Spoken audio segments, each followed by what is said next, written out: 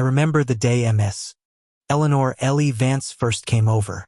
She stood at my property line, a manicured horror in a pastel tracksuit, and pointed a perfectly manicured finger at my sprawling Cabernet Franc vines, declaring, "This half of your land, the good half, is actually mine."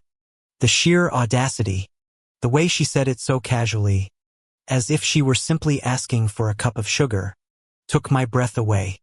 "I'm sorry." "What?" I asked, my voice thin, a tight knot forming in my stomach. She didn't flinch. "I'm Eleanor Vance," she said, as if that name meant something, as if I should just hand over the deed right there. "And I've always had access rights to this part of the property. My father owned it. It's a matter of record." A matter of what record? My stomach clenched. I had just finished my second harvest on this beautiful 10-acre plot, a dream I had worked toward my entire life, the one place where the scent of rich, loamy earth and the sweet perfume of ripening grapes made my world make sense. How could some woman in a white visor just show up and claim half of it? I felt the familiar Pacific breeze, cool and salted, whisper through the leaves, a gentle sound that should have been calming but now just felt like a mockery. "Ma'am," I said, trying to keep my voice even. "I have the deed. I have the survey. My family has owned this land for generations, and I bought it fair and square. There are no access rights to half of my vineyard." "That's ridiculous." Her perfectly sculpted eyebrows shot up. "Ridiculous? Oh, honey, what's ridiculous is you denying a legal and rightful claim to my inheritance. This is prime real estate. You think you can just buy it and act like you're the king of the castle? My father's memory and legacy demand that I have what is rightfully ours." I took a deep breath, the air thick with her entitlement. "I don't know what you're talking about, but I'm going to have to ask you to leave my property." She scoffed, a little sound like a snake hissing. "Oh, you'll be hearing from my lawyer. You can't deny me access to what is mine." And with that, she stomped off, her expensive tennis shoes kicking up a cloud of dust that momentarily obscured the perfect rows of vines. I stood there, watching the dust settle, a dull ache spreading behind my eyes. The days that followed were a surreal nightmare. Every morning, I would see her SUV parked across the street, a silent, menacing presence. I'd feel her eyes on me as I worked, creepy, prickling sensation on the back of my neck. Then came the phone calls to the county, the complaints about my unsightly fencing, the frivolous noise complaints about my tractor, which I swear was quieter than the wind. I tried to ignore her, to bury myself in the hard, honest work of tending the grapes. The sun beat down on my back, the sweat ran into my eyes, and the world was just the feel of the pruning shears in my hand and the satisfying snip of the vine. It was a good, true life, but her presence was a constant poison. One afternoon, as I was working the south end of the field, the side she claimed was hers, a flash of red and blue appeared at the end of my gravel driveway. My heart dropped. This was it. 2 officers got out of their cruiser, one tall and stoic, the other younger and looking thoroughly confused. Eleanor was right behind them, practically bouncing with self-righteous glee. "Officers, thank you for coming," she said, her voice dripping with sickly sweet politeness. "He's trespassing on my property and he's denying me my legal right to access."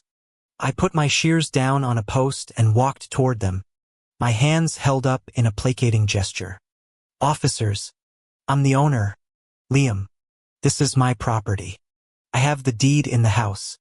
The older officer, Officer Miller, sighed, a long, weary sigh that said he had dealt with this exact kind of nonsense 100 times.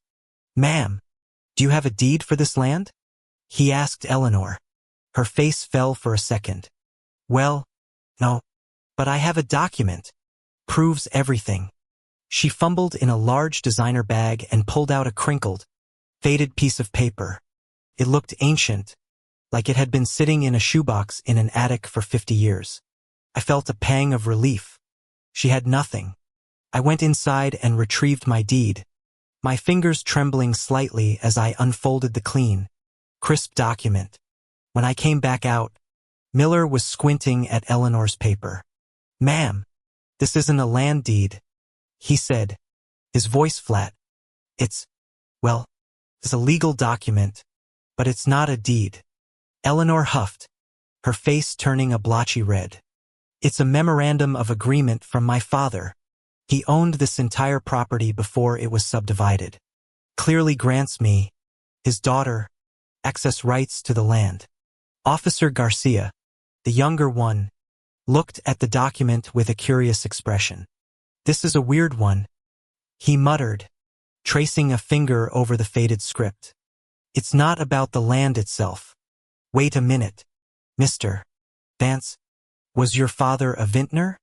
Eleanor looked confused for a second, then nodded. "Yes, of course. A small one. My whole life I've been told stories of the grapes and the land. I was supposed to inherit half of the vines. The twist hit me then. Cold, hard slap to the face." Garcia looked at me, his eyes wide. "Sir," he said slowly, "this document grants Ms. Vance lifetime harvest rights to 50% of the annual grape yield. It's not a deed. It's a contract. She's not entitled to the land. She's entitled to the grapes." A stunned silence fell over the vineyard. The only sound was the wind, now a gentle, forgiving whisper. Eleanor's face, a second ago triumphant, was now a mask of confusion and dawning horror. She hadn't been fighting for the land. She had been fighting for something else entirely, something she had never truly understood. I felt a surge of adrenaline, a rush of cold, calculated calm. She had been so consumed by her desire to own, to possess, that she had completely misread the very document she was using as her weapon. It wasn't about land. It was about what the land produced, and she hadn't earned a single thing. I looked at her, at the years of bitter, misdirected hatred she had been carrying, and I saw a way out. "Officer Miller, thank you for clarifying," I said, my voice quiet but firm. "Ms. Vance, I'll make you a one-time offer. I'll buy out your lifetime harvest rights for a sum of $10,000. And I'll throw in a case of my best vintage, the one from my first year. It's a taste of what you would have inherited." Her eyes widened, her mouth gaping open. She had called the cops, stormed my property, and now I was offering her cash and a bottle of wine. She had wanted to take half of my life's work, but my offer was a final, damning judgment. It was the value of her inheritance, a pittance compared to the value of the land she coveted. She got what she was legally entitled to, but not what she so arrogantly demanded. The bitterness in her eyes was palpable. She had been so sure she could win it all. And then she gave a shaky, defeated sigh and, with a final, withering look at my vineyard, she took it. She signed the papers right there on the hood of the cop car, her signature a shaky scrawl. She had come for a battle, and left with a whimper. As she drove away, a dust cloud in her wake, I felt the peace return to my land, a feeling as deep and satisfying as the roots of my old vines. I wasn't just a farmer. I was a guardian of my own peace, and I had protected it with both the law and the bitter taste of justice. The fight was over, but the work of a lifetime had just begun.